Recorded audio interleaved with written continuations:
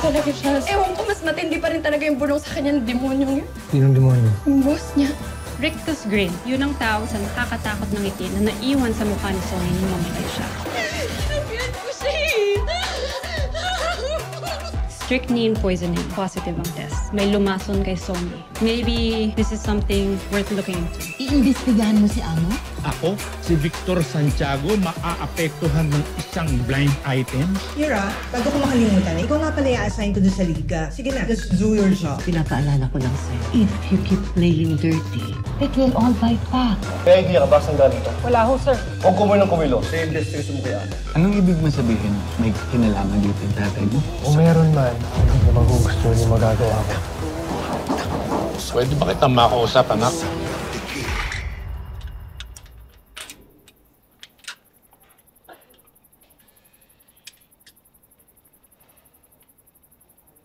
Tungkol saan ba to? I'm sure. Nakita mo na yung blind item na sinasabing may kinalaman ako sa San Isidro Bank robbery. Kung nagpunta ka rito para itanong kung sa amin ang galing yung info, magkakamali ka.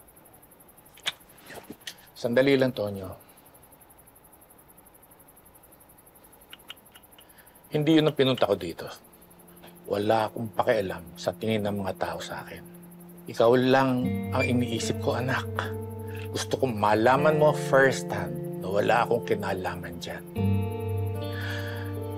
Hindi ako naging mabuting tatay sa'yo. Pero hindi ako kriminal, Tonyo.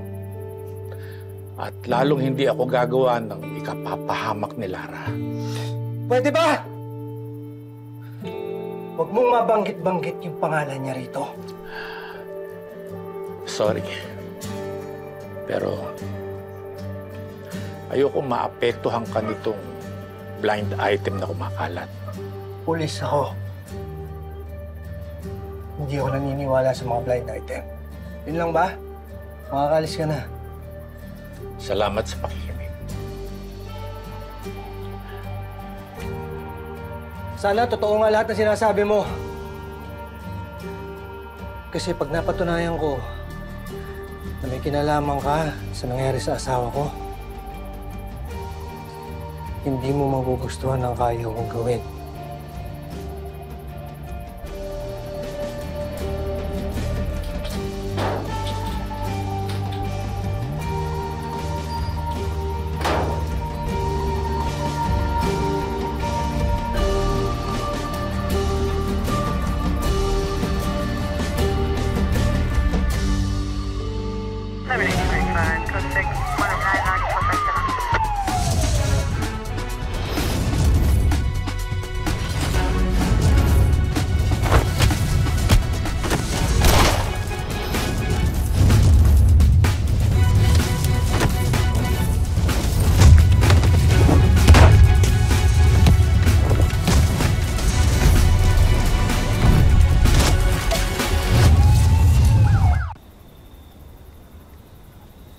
Salamat po.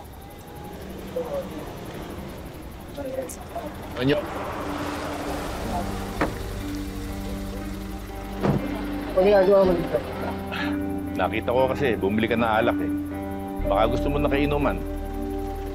Bakit naman ang makikipag-inuman sa'yo? Gusto lang naman kita makasama, anak eh. Ako? Ayoko. Kaya tantanan mo na ako. Gusto kayo?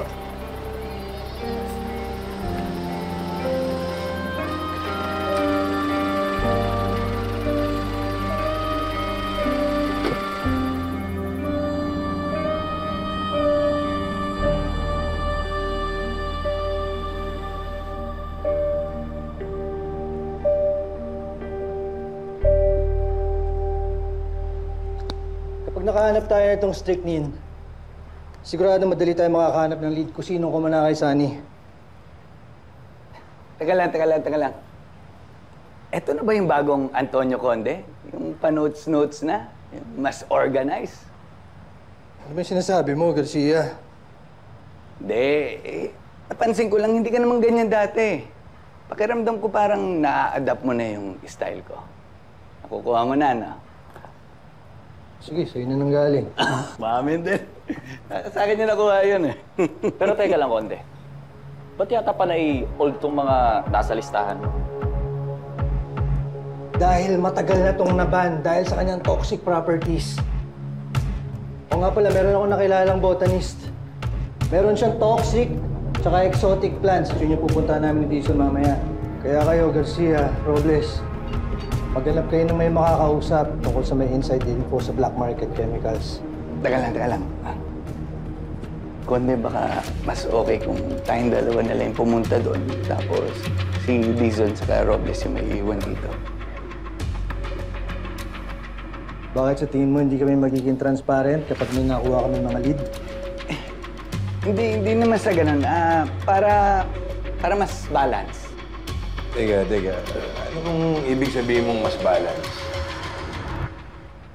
Mas balance. Kumbaga, kapag tumitingin ka ng kaso, mas magandang merong old eyes, merong fresh eyes. Different perspective. Di ba? Gets? Yan, parang old, tapos young. Gano'n. Old, young. Kumbaga, ibang perspective.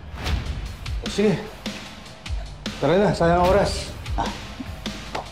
Tara.